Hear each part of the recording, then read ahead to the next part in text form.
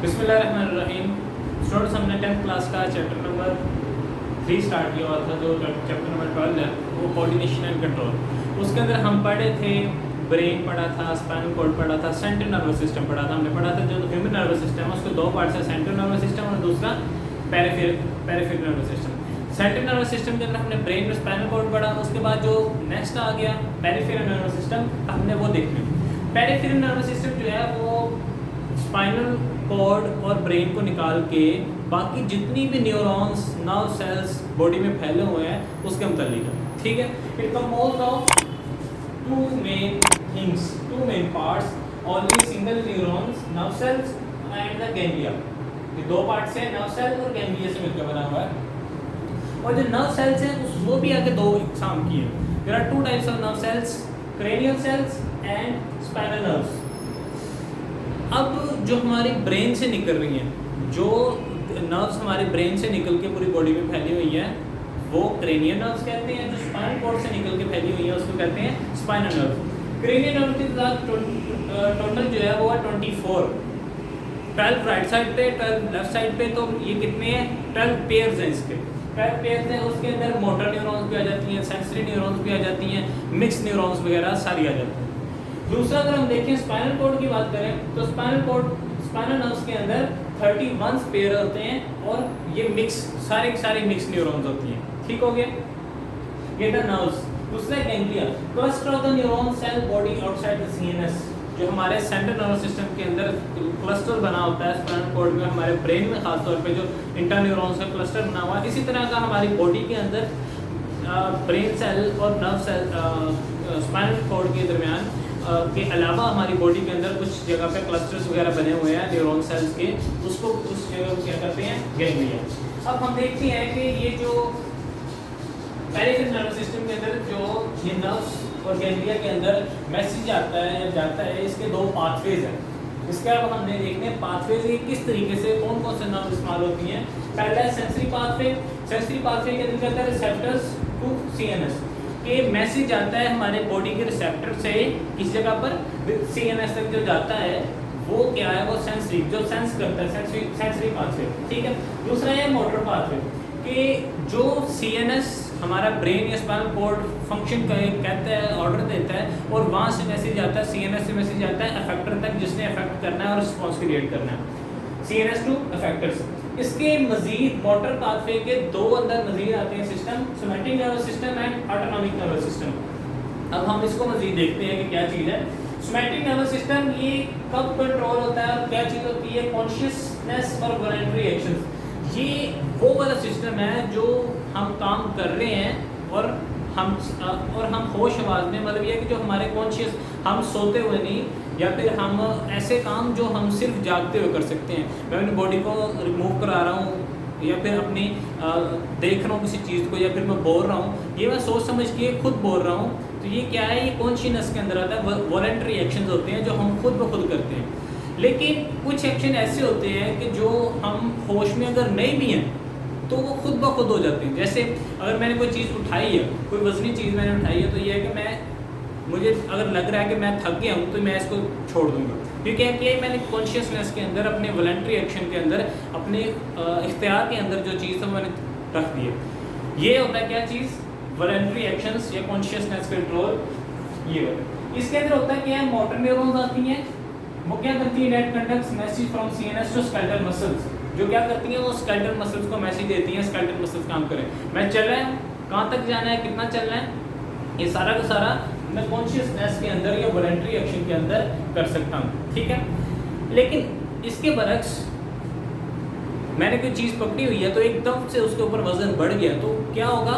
खुद ब खुद ही छूट जाएगी। ये क्या चीज़ होती है? ये ऐसा एक्शन है जो मेरे कॉन्शियसनेस के अंदर नहीं है, मैंने खुद नहीं किया, खुद ब खुद ही है, मेरी बॉडी ने ही मुझे बताए बगैर ही कर दिया। भैया है कि मुझे समझ नहीं है, मैंने ऑर्डर नहीं दिया, तो खुद ब खुद ही हो गया, वो विद इन सेकेंड के अंदर हो जाता है। वो होता है कॉन्शियसनेस के उल्टा अनकॉन्शियसनेस कंट्रोल।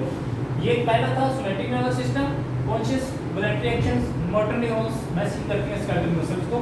दूसरा है ऑटोनॉमिक नर्वस सिस्टम, ये होता है अनकॉन्शियस कंट्रोल होता है। ऐसे काम जो हम चाहे ना, हम अगर हम चाहें भी ना तो फिर भी होते रहे। जैसे हम सांस ले रहे हैं तो ये है कि हम सोते भी होते हैं कि हमारा ध्यान भी नहीं होता सांस की तरफ, हमने लेना है नहीं लेना है कितना लेना है, लेकिन फिर भी सांस चल रही होती है, दिल धड़क रहा होता है, डाइजेशन हो रही होती है, और बेशुमार काम है जो हो रहे हैं जो अनकॉन्शियस कंट्रोल के अंदर होते हैं। मोटर न्यूरॉन्स का मैसेज भेजती हैं जिसके अंदर कार्डियक मसल्स, दिल के मसल्स को, स्मूथ मसल्स कौन से होते हैं जो हमारे एलिमेंट्री कैनाल्स के अंदर पाए जा रहे हैं, डाइजेशन के अंदर पाए जा रहे हैं, या फिर और गम्स है या ग्लैंड्स को हमारे भेजते हैं जो अंदर केमिकल्स प्रोड्यूस करते हैं।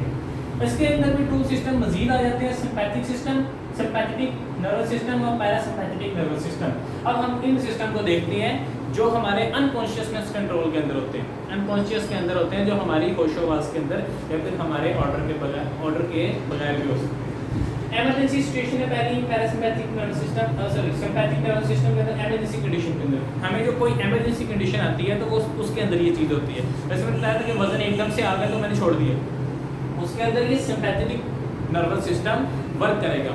या फिर हमें अगर हमारा बॉडी को हमारी बॉडी का किसी गर्म चीज़ को हाथ लगा है तो ये क्या कि हम पता भी नहीं चलता, हमारा हाथ को तो उठ जाता है, तो हम ये नहीं सोचते कि यार हमें हाथ उठाना चाहिए या नहीं उठाना चाहिए, अगर नहीं दिल करा तो ना उठाएं, ऐसा नहीं होता। फिर गर्म चीज़ को हाथ लगा तो फ़ौरन हाथ पीछे कर लिया। तो ये कौन करता है? Autonomic nervous system. Autonomic nervous system के अंदर भी सिर्फ दो मजीद सिस्टम है, सिंपैथेटिक और पैरासिम्पैथेटिक। और ये जो काम करवाना है इमरजेंसी के अंदर जो काम हुआ है जिसके अंदर ये होता है कि अगर हमने कोई काम कर रहे हैं तो उसको फ़ौरन पीछे हटना है, फ्लाइट करनी है, उससे पीछे हट जाना। अगर नहीं करेंगे तो हमें नुकसान होगा, हम फाइट करेंगे, फाइट करने के अंदर हमें नुकसान होगा। तो ये इमरजेंसी कंडीशन है। ये दूसरी है फाइट और फ्लाइट, कि हमें वहाँ पर फाइट करनी पड़ेगी या फिर हमें वहाँ से फ़ौरन फ्लाइट मतलब वहाँ से भाग जाना पड़ेगा।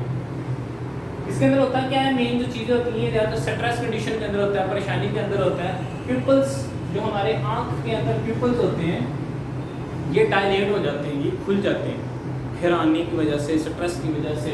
हमारी जो हार्ट रेट है, हमारे दिल की धड़कन वो तेज़ हो जाती है, ठीक है। हमारी जो ब्रीथिंग है वो भी तेज़ हो जाती है, हमारी जो डाइजेशन है वो रुक जाती है। परेशानी के अंदर या फिर कोई ऐसा स्ट्रेस हो तो वो क्या होता है, इमरजेंसी कंडीशन के अंदर हमें भूख नहीं लगती, क्योंकि भूख इसलिए नहीं लगती कि हमारा डाइजेस्टिव सिस्टम जो है वो वर्क ही नहीं कर रहा, उसको सिंपैथेटिक नर्वस सिस्टम ने उसको वर्क उसका बंद करवा दिया, वो वर्क ही नहीं कर रहा, इसलिए हमें भूख भी नहीं लगती, हमारा खाने को दिल भी नहीं करता। लेकिन इसके बिल्कुल उल्ट, जब हमारा स्ट्रेस एंड हो गया, हमारी परेशानी खत्म हो गई, हमें किसी चीज़ का मसला नहीं है, दर्द वगैरह अगर कोई चीज़ हो रही है तो वो इमरजेंसी कंडीशन खत्म हो गई, तो उसके बाद फिर सिंपैथेटिक सिस्टम ऑफ हो जाएगा। फिर जो वर्किंग यहाँ पर हुई है उसको दोबारा रिवर्स करके हमारी बॉडी को नॉर्मल करने के लिए पैरासिम्पैथिक नर्वस सिस्टम ऑन होगा। ये क्या करेगा? एक्टिवेट्स आफ्टर स्ट्रेस कंडीशन, ये स्ट्रेस कंडीशन के बाद एक्टिवेट होगा एंड नॉर्मलाइज द बॉडी, और हमारी बॉडी की कंडीशन को नॉर्मलाइज करेगा, नॉर्मल करेगा। इसके अंदर होता है कि reverse the activity of the all the parts, हमारी बॉडी के अंदर जितने भी पार्ट्स है उसके अंदर एक्टिविटी की थी सिंपैथेटिक नर्वस सिस्टम ने, पैरासिम्पैथिक नर्वस सिस्टम उसको सारे वर्किंग को रिवर्स कर देगा। जैसे हमारा प्यूपल्स डायलेट हो गए थे, हैरानी की वजह से खुल गए थे, तो क्या होगा, नॉर्मल कर देगा, कंसंट्रेशन हो जाएगी इसकी, इसके मसल्स कंट्रैक्ट हो जाएंगे। दूसरा ये है कि हार्ट रेट जो पहले बहुत तेज़ हो गया था वो दोबारा नॉर्मल कंडीशन में हल्का हो जाएगा। ब्रीथिंग रेट जो हो गया था काफ़ी ज़्यादा तेज़, तो वो भी दोबारा हल्का हो जाएगा। पर डाइजेशन क्या होगी, डाइजेशन भी नॉर्मल स्पीड से होना शुरू हो जाएगी। यही है कि अगर किसी वजह से परेशानी होती है तो हमें भूख वगैरह नहीं लगती, लेकिन अगर कोई परेशानी नहीं होगी तो बार बार भूख वगैरह लगती रहती है, बार बार भूख, किसी कोई वर्किंग ना कर रहे हो, कोई काम ना कर रहे हो, किसी चीज़ की परेशानी ना हो या फिर कोई इमरजेंसी ना हो, किसी ऐसी चीज़ ना हो, तो हमें क्या है भूख लग जाती है बार बार। वो इस वजह से लगती है कि हमारा पैरासिम्पैथिक नर्वस सिस्टम ऑन है। ये था हमारा कंप्लीट टॉपिक इसका पेरिफेरल नर्वस सिस्टम। इसके अंदर हमने मेन नर्व सेल्स और गैंग्लिया पढ़ा, ऐसे नर्व्स और गैंग्लिया जो हमारे सेंट्रल नर्वस सिस्टम के बाहर हमारी बॉडी में फैले हुए हैं, वो पेरिफेरल नर्वस सिस्टम है। इसके दो पाथवे हैं, सेंसरी पाथवे, मोटर पाथवे। जो मोटर पाथवे के अंदर दो सिस्टम आते हैं, सोमैटिक नर्वस सिस्टम जो हमारा कॉन्शियस कंट्रोल होता है, ऑटोनोमिक नर्वस सिस्टम जो हमारा अनकॉन्शियस कंट्रोल होता है। इसके अंदर भी दो सिस्टम आते हैं, सिंपैथिक नर्वस सिस्टम जो हमारा इमरजेंसी कंडीशन में होता है, लेकिन होता खुद ब खुद ही हम नहीं करवाते। और इसके बिल्कुल उल्ट, जब स्ट्रेस खत्म होगा तो एमरजेंसी कंडीशन खत्म होगी तो दोबारा हमारी बॉडी नॉर्मलाइज हो जाएगी, न्यूट्रलाइज हो जाएगी, और ये भी खुद ब खुद होगा। हम खुद नहीं दिल की धड़कन को तेज़ करवाते, हल्का कराते, डाइजेशन को शुरू करवाते या ख़त्म करवाते। हमारा ब्रीथिंग की रेट भी खुद ब खुद तेज़ नहीं होता। हम कहें कि मैं बैठा हूँ, बैठो खुद ब खुद तेज़ हो जाए, ऐसा नहीं होगा। तो ये क्या है कि हमारी अनकॉन्शियस कंडीशन के अंदर होता है। ये था हमारा पेरिफेरल नर्वस सिस्टम। इसके मतलब कोई भी चीज़ हो, कोई भी क्वेश्चन पूछना हो तो आप कमेंट करके पूछ सकते हैं। शुक्रिया।